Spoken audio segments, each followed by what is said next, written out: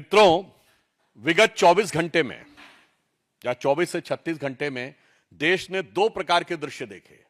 एक, विगत 100 वर्षों से देश के लिए निरंतर समर्पित, राष्ट्रीय एकता, सांस्कृतिक उत्थान के लिए अपना प्रतिपल समर्पित करने वाले विश्व के सबसे बड़े संगठन, सांस्कृतिक संगठन राष्ट्रीय स्वयंसेवक संघ के शताब्दी पूर्ण होना और उस शताब्दी के अवसर पर प्रधानमंत्री श्री नरेंद्र मोदी जी के द्वारा एक ऐसा सिक्का जारी होना जिसमें संभवतः भारत के स्वतंत्र भारत के इतिहास में पहली बार किसी भारत की मुद्रा पर मां भारती का चित्र। और इन्हीं 24 घंटे में देश ने एक दूसरा दृश्य देखा कि 140 साल पुरानी पार्टी, एक ब्रिटिश ऑफिसर एलन ऑक्टेवियम ह्यूम के द्वारा स्थापित पार्टी, जिसके पहले 25 साल में अनेक ब्रिटिश सेक्रेटरी अध्यक्ष रहे, और 100 साल से जिसका एक ही परिवार का उस पर वर्चस्व है।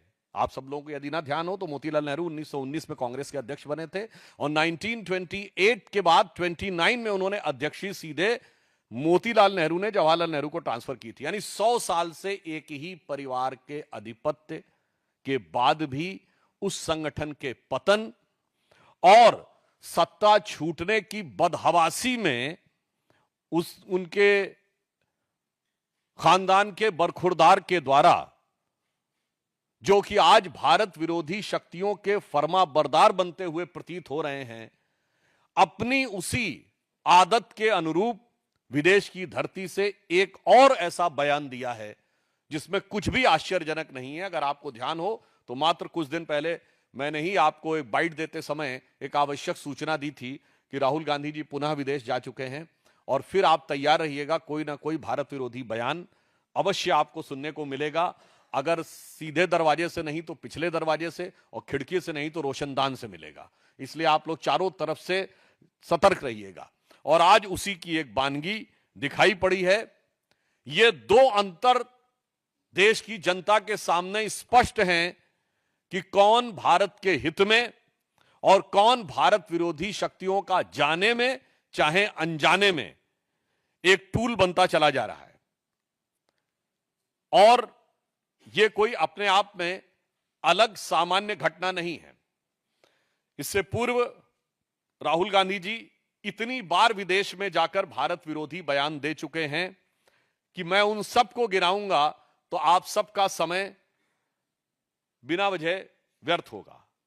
अभी सितंबर 2025 में जो अभी इन्होंने बयान दिया कोलंबिया यूनिवर्सिटी में, जो अभी आज दिया है, इससे पहले वो सितंबर 2024 में वॉशिंगटन, 9 सितंबर 2024 को अमेरिका के टेक्सास, सितंबर 2024 में वर्जीनिया, 6 मार्च 2023 को लंदन, फिर मार्च 2023 में फिर लंदन, और मार्च 2023 में कश्मीर को लेकर अन्य विषयों को लेकर उन्होंने बोला है। मई 2022 में लंदन में, मई 2022 में रूस यूक्रेन के बारे में उन्होंने बोला, फिर ब्राउन यूनिवर्सिटी में मार्च 2021, दुबई में जनवरी 2019, लंदन में अगस्त 2018, मलेशिया में मार्च 2018, सिंगापुर में मार्च 2018, बहरीन में जनवरी 2018 और अमेरिका में सितंबर 2017। एक लंबी कहानी है जो उनके दिल के अंदर की नफरत की जुबानी आपको बहुत साफ दिखाई पड़ती है। और मैं याद दिलाना चाहता हूं कि 6 मार्च 2023 को राहुल गांधी ने लंदन के चैटम हाउस में यह कहा था, why the defenders of democracy Europe and America are silent. इससे ज्यादा बड़ा अपमान हो सकता है। और मैं कांग्रेस को याद दिलाना चाहता हूं कि अगर उन्हें न याद हो तो यह वही चैटम हाउस है जहां पर 20 अक्टूबर 1931 को महात्मा गांधी ने प्राचीन भारतीय संस्कृति की महानता बताते हुए ब्रिटिश सरकार को भारत की समस्त समस्याओं के लिए जिम्मेदार ठहराया था। और उन्होंने कहा था, India's educational system, again I am saying, 20 October 1931, Chatham house London, उन्होंने कहा था, British have destroyed the educational system of India which was a beautiful tree, और जो बिल्कुल समानता का था, और उसे नष्ट कर दिया। 100 साल पहले, यानी 1931 से 100 साल पहले, यानी गांधी जी का कहना था 1820-25 के आसपास। अब भैया गांधी जी सही थे कि राहुल गांधी सही है, यह मैं उनसे पूछना चाहता हूं। चैंटम हाउस में दिया गया महात्मा गांधी का बयान सही था या आज की डेट में वहां से लेके कोलंबिया और स्टैनफोर्ड में दिया जा रहा राहुल गांधी का बयान सही है?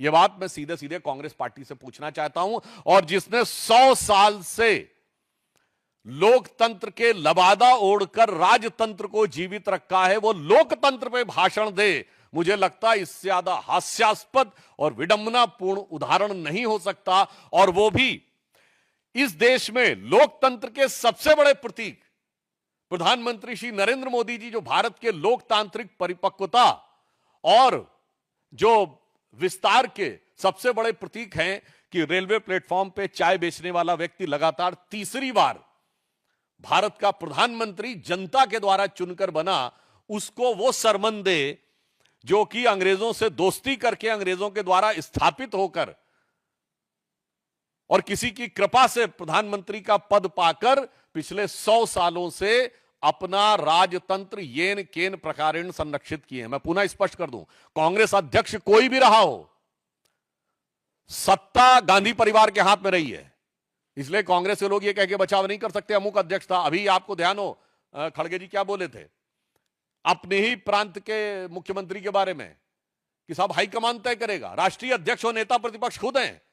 जब आप विपक्ष में है तो राष्ट्रीय अध्यक्ष नेता प्रतिपक्ष से बड़ा हाईकमान कौन होता है, यह दर्शाता है। मगर इससे भी ज्यादा महत्वपूर्ण बात, अगला सवाल यह उठता है कि राहुल गांधी जी विदेश जाते हैं तो उन्हें यह क्यों नहीं दिखाई पड़ता है कि कैम्ब्रिज यूनिवर्सिटी ने दिसंबर 2024 में बाकायदा रिसर्च की है कि भारत का मोदी जी के अंडर में डिजिटल ट्रांसफॉर्मेशन कैसा हुआ, इस पे केस स्टडी की है। यह राहुल गांधी को क्यों नहीं दिखाई पड़ता है? स्टैनफोर्ड ने अपनी एक एआई इंडेक्स रिपोर्ट तैयार की है जिसमें उसने कहा है कि India has ranked first in the global AI skill penetration and is in the top 4 countries of AI vibrancy. यह किसने कहा? स्टैनफोर्ड। जिस स्टैनफोर्ड में जाकर राहुल गांधी भारत के बारे में अपशब्द, अपमानजनक और निरर्थक व्यर्थ की बातें करते हैं। स्टैनफोर्ड यूनिवर्सिटी ने एक एल्सेवियर टॉप 2% साइंटिस्ट की लिस्ट 2025 में जारी की है जिसमें उन्होंने कहा है कि the list feature 6,239 Indian researchers in the top 2% of the global scientist, highlighting India's rapid growth in the growing footprints and significant contribution in the international scientific research. अब आइए साहब, 27 मार्च 2025 को चैटम हाउस ने अपनी रिपोर्ट में कहा है कि India seeks greater recognition on the world stage and changes the international order. World Bank report जुलाई 2025 ने एक गिनी इंडेक्स की है जो इनइक्वालिटी को तय करती है कि किस देश में कितनी इनइक्वालिटी है, यानी अमीर गरीब के बीच की खाई कितनी ज्यादा है। उसमें वर्ल्ड की मेजर इकोनॉमीज में उन्होंने कहा India's Gini index stand for 25.5, so India stand much lower than China, America में, उन सबके डिटेल्स पर नहीं जाना चाहता। बड़ी इकोनॉमीज में सबसे कम इनइक्वालिटी अगर है तो भारत में है। और ये किसने अपनी रिपोर्ट जारी की है?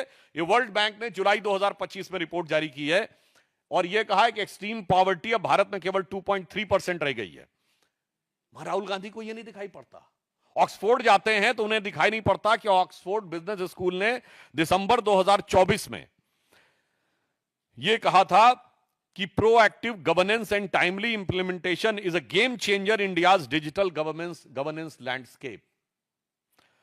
ग्लोबल टाइम्स ने जनवरी 2024 में यह कहा कि भारत ने कुछ सालों में अपनी इकोनॉमी को जिस तेजी से स्ट्रक्चरल रिफॉर्म करके किया है उससे भारत बहुत शक्तिशाली बना है। अब मैं पूछना चाहता हूं कि यह फॉरेन में जाकर बोलने वाले राहुल गांधी जी को फॉरेन की ये चीजें नजर क्यों नहीं आती? अब उससे बड़ा सवाल कि राहुल गांधी जी में ऐसी कौन सी प्रतिभा है जिसकी वजह से वहां पे उनको विदेश की यूनिवर्सिटीज बुलाती हैं, जबकि कांग्रेस में एक से एक बुद्धिमान लोग हैं। चिदंबरम साहब, अभिषेक मनु सिंघवी, शशि थरूर, मनीष तिवारी और बहुत सारे लोग हैं जो अपने अपने विषयों के विशेषज्ञ हैं। इवन जयराम रमेश, इवन उनके अंकल सैम पित्रोदा जो परमानेंट विदेश में रहते हैं, जिनकी इमेज है कि इंटेलेक्चुअल वाली, उनमें से किसी को नहीं बुलाया जाता है और राहुल गांधी जी को ही बुलाया जाता है। इवन भारत में भी किसी यूनिवर्सिटी में उन्हें नहीं बुलाया जाता है। आपने शायद कन्वोकेशंस में भी राहुल गांधी जी को जाते नहीं देखा हुआ। कांग्रेस रूल्ड स्टेट्स में नहीं बुलाया जाता। 2004 से 14 के बीच में उनकी केंद्र में सरकार रही, तब नहीं बुलाया जाता। फिर भारत के बाहरी क्यों उनको बुलाया जाता है, यह अपने आप में यक्ष प्रश्न है। और वो कितने बुद्धिमान हैं और उनका कितना जबरदस्त ज्ञान है, मैं आपको एक उनके वीडियो का वॉइस सुनाना चाहता हूं। Why does a motorcycle weigh 100 kilos and a car weigh 3,000? Car carries, to carry one passenger, you need 3,000 kilos of metal in a car, if one passenger is driving a car. And a motorcycle has 100 kilos, carries two passengers. So why is a motorcycle able to carry two passengers with 150 kilos of metal and a car needs 3,000? And the answer is, it's the engine. Because it's the engine that kills you on impact, right? And the motorcycle is light because the engine disappears from you when you have an accident, right? Every time the engines in motorcycles are heavier and heavier. If you see, the power in motorcycles nowadays are becoming heavier, are higher than older motorcycles. But in a motorcycle, when you have an impact, the engine is separated from you. So the engine doesn't hurt you. But in a car, when you have an impact, the engine comes into the car. So the entire car is designed to stop the engine from killing you. The electric motor breaks that centralized energy system. The electric motor allows you to put a motor there, put a motor there, put a motor there, put a motor there. So the electric motor is a decentralization of power. मुझे लगता है कि इसको सुनने के बाद अगर किसी के भी ज्ञान चक्षु उन्मीलन समझते हैं ना, उठने में कोई शंका रह गई हो तो समाप्त हो जानी चाहिए। ऐसा अद्भुत मैकेनिकल इंजीनियरिंग का ज्ञान दिया है कि हार्ले डेविडसन से लेकर टोयोटा तक और वॉक्सवैगन से लेकर फोर्ड तक बैठे हुए इंजीनियरों ने मेरे ख्याल से छाती पीटना शुरू कर दिया होगा कि इतना जबरदस्त ज्ञान कहां से आ गया है। बताइए साहब, वो ये बता रहे हैं कि वो डिसेंट्रलाइजेशन है। अरे मेरे भाई, कार 4 व्हीलर है, वो 2 व्हीलर है। 2 व्हीलर में जायरोस्कोप लगा हुआ होता। मुझे लगता हमारे जैसे अन्य भी जितने लोगों ने मैकेनिकल इंजीनियरिंग में पीएचडी की होगी वो भी अपने को बहुत बौना समझ रहे होंगे राहुल गांधी जी के इस ज्ञान के आगे। और उसमें डिसेंट्रलाइजेशन वो बता रहे हैं। बिल्कुल साहब, डिसेंट्रलाइजेशन होता है, मगर वो 4 व्हीलर है, वो 4 व्हील ड्राइव में डिसेंट्रलाइजेशन होता है और वो 2 व्हील है। और वो कितना मजेदार बात बता रहे हैं कि साहब वो मोटर बाइक में जैसे ही एक्सीडेंट होता है इंजन अलग हो जाता है। मतलब लगता है जैसे कोई नट बोल्ट से जुड़ा हुआ हो। ये वैसे ही भाव है जैसे वो सोच रहे हैं भारत में ये अलग हो जाएगा, वो अलग हो जाएगा, फला अलग हो जाएगा, ढिमा अलग हो जाएगा। आप सोचिए, ऐसे अद्भुत ज्ञान संपन्न व्यक्ति को कांग्रेस पार्टी की तरफ से बुलाया जाता है। ये कांग्रेस पार्टी से सवाल नहीं है मेरा, उन लोगों से सवाल है कि आपको उनमें ऐसा क्या नजर आता है। और दूसरे शब्दों में बात कहूं कि इसका मतलब आप जब बाहर जाते हैं तो सिर्फ बोल के नहीं आते हैं, कुछ सीख के भी आते हैं। अभी देखिएगा, लौट के आने के बाद जैसे उन्होंने प्रेस कॉन्फ्रेंस की थी ना और कहा था वो हाइड्रोजन बम नहीं, अभी तो एक हिस्सा है। तब लंका भी मलेशिया गए थे, जितना हिस्सा बताया गया होगा उतना लेके आए। अब जितना कुछ और बताया जाएगा संभावना है उसको लेके आएंगे, क्योंकि इस ढंग की चीजें मैं नहीं कह रहा हूं, मैं सोशल मीडिया में और पब्लिक मीडिया में अवेलेबल है। राहुल गांधी से पूछना चाहता हूं कि जो कुछ बोला गया है ये सच है क्या? अगर सच है तो आपने दुनिया में कौन सी इंजीनियरिंग की यूनिवर्सिटी से आपने पढ़ा है? वैसे शायद हो सकता है कि वो इसीलिए पढ़े हों, जैसे आपको याद हो ना, वो आप लोगों को भड़काने के लिए भी बोल रहे थे कि आईआईटी के पेपर्स जो हैं वो एक पर्टिकुलर कम्युनिटी के लोग सेट करते हैं, इसलिए पर्टिकुलर जो गरीब लोग हैं उनको वो उसमें से नहीं आ सकते हैं, सेलेक्ट नहीं हो पाते। यानी moving charge in magnetic field, electromagnetic induction और फोर्स वेलोसिटी और एक्सेलरेशन में भी उनको कास्ट नजर आती है। मुझे लगता है कि इस प्रकार की बातें करने का उद्देश्य, मैं यहां राहुल जी का मजाक नहीं उड़ा रहा हूं, मैं देश से कहना चाहता हूं 100 साल से सत्ता को कब्जा रखने के वाले इस खानदान के बरखुरदार जो भारत विरोधी शक्तियों के झंडा बरदार बन चुके हैं, उनसे बहुत खबरदार रहने की जरूरत है। और आपने देखा इस बार उन्होंने एक और बात बोली है। उन्होंने क्या बोला? उन्होंने कहा कि इंडिया में 16-17 प्रकार की लैंग्वेजेस हैं। अभी आप देखिएगा लैंग्वेजेस पे लड़ाई कराने का प्रयास करेंगे।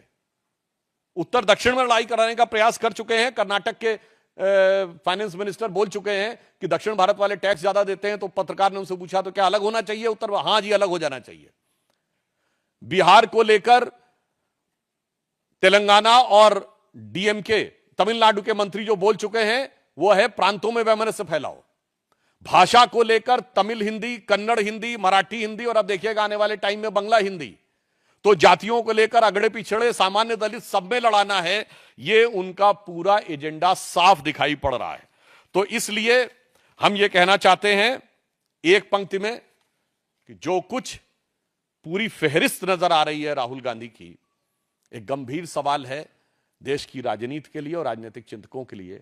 यदि कोई पार्टी सत्ता की लालच में या विवशता में विदेशी मूल का नेतृत्व स्वीकार करने को तैयार हो जाती है, तो यह विदेशी मूल सिर्फ भूल साबित होता है या उस पार्टी और देश के लिए शूल साबित हो जाता है।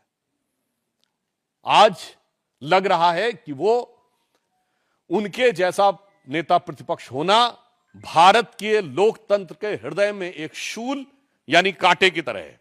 और एक और बात, अभी आपने देखा होगा कल विजयदशमी का पर्व था, कांग्रेस के कई नेताओं ने आदतन, फितरतन, शरारतन और दूसरा कहूं out of frustration, out of inferiority complex, प्रधानमंत्री जी के बारे में जो अनाप शनाप अपशब्द बोलते रहते हैं, तो उसमें कुछ नेता रावण बोलने लगते हैं, कुछ और बोलने लगते हैं। तो मैं उनको सिर्फ इतना याद दिलाना चाहता हूं कि जो लोग राम भक्त कार्यसेवकों की हत्या करवाने वाले, उनका समर्थन करने वाले, राम मंदिर के उद्घाटन में बुलाने पर भी न जाने वाले और बाबर की कब्र पर 3 पीढ़ियों तक बगैर बुलाए जाकर सिजदा करने वाले कि 1959 नेहरू, 69 इंदिरा गांधी, 2005 मनमोहन सिंह के साथ राहुल गांधी, उनके बारे में देश की जनता का चित्त बहुत स्पष्ट है कि कौन रावणी वृत्ति का प्रतीक है और कौन राम के संस्कारों का प्रतीक है। तो जो कुछ कांग्रेस बोल रही है धरती के उस छोर से लेके इस छोर तक, इसके लिए कहा जा सकता है, वो जो एक पुराना गीत था ना, हर एक रूह घायल, हर एक रूह प्यासी। तो मैं कहना चाहूंगा, अब मैं वर्ड नहीं प्रयोग करना चाहता कि वो कौन किस मना स्थिति में है। कांग्रेस के लिए एक ही लाइन में कहूंगा, ये कांग्रेस है या आलमे बदहवासी। तो वो पूरे बदहवासी के आलम में कांग्रेस आ चुकी है। और मैं देश से कहना चाहता हूं इस विषय पे कि ये खतरनाक शक्तियों के, विदेशी शक्तियों के हाथ में कांग्रेस जाने या अनजाने, मैं दोनों बात से कह रहा हूं, जो कांग्रेस के नेता जान रहे हैं वो देश के लिए, देश के साथ द्रोह कर रहे हैं।